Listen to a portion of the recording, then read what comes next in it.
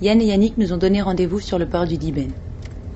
Une tempête est annoncée en baie de Morlaix, et les écoles de voile ont d'ailleurs annulé tous leurs cours. Mais les pêcheurs décident tout de même de sortir, le plus fort du coup de vent n'étant prévu que dans la matinée. Sur la route, nous croisons quelques maisons dont les lumières sont déjà allumées.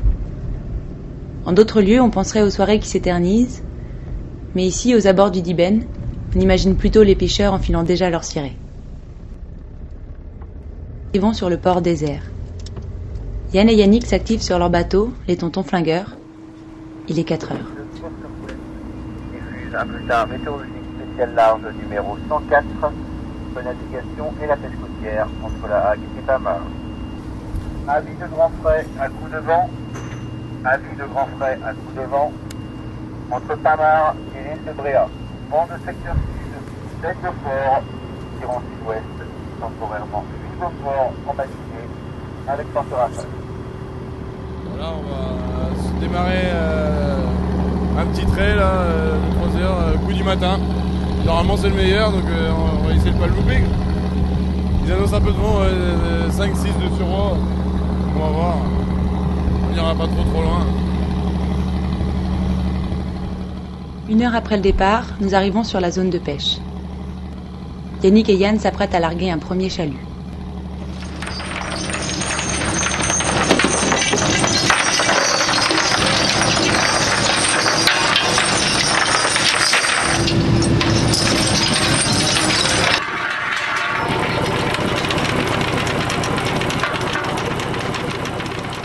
Voilà, on vient de filer le chalut là. Suivi des panneaux et on a déroulé les câbles et maintenant on est en train de le traîner pendant 3 heures.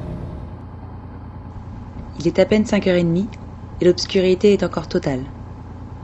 On aperçoit au loin les lumières de la côte, l'île de Bas, son phare, Saint-Paul-de-Léon, Roscoff. Yannick est aux commandes, il veille. Ses différents écrans lui indiquent la profondeur, la nature du fond et les traces de ses précédents passages. Il peut ainsi sillonner entre les rochers et traîner le chalut au-dessus des langues de sable.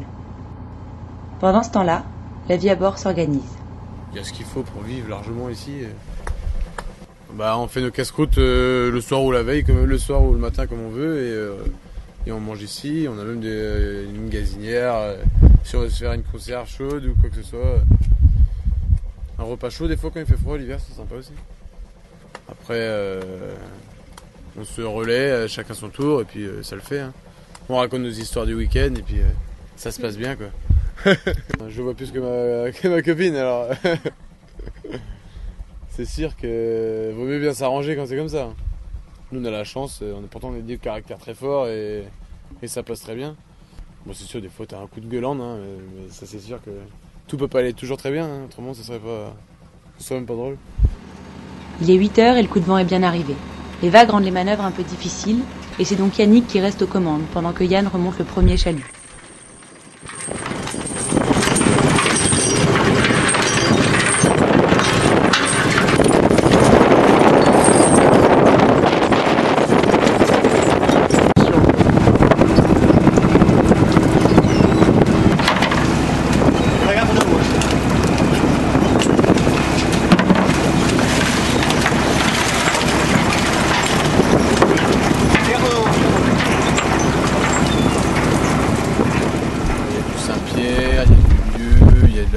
Il y a de la barbue, il y a du rouge et barbet, il y a des tourteaux, araignées, homards. On peut avoir de tout ça, ouais. De la morue, du merlan, du maquereau, tout ce qui passe, quoi.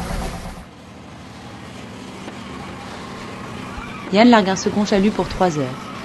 Mais une fois celui-ci relevé, impossible de continuer.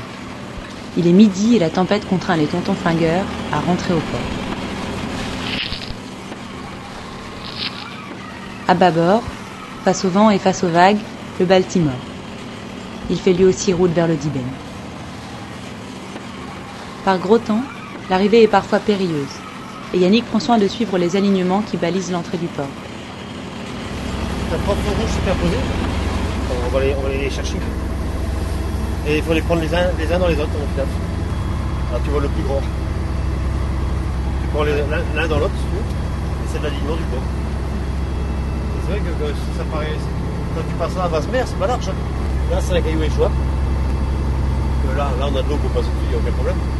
Et si tu passes là à basse mer, avec du coefficient, tu peux le taper. Hein. Ouais, moi j'aimerais bien prendre un bateau et travailler ici au Dibène pour tous ces côtes et tout ça que depuis toute mon enfance que je suis là. C'est ici que je veux travailler, c'est mon rêve de gosse, j'espère y arriver.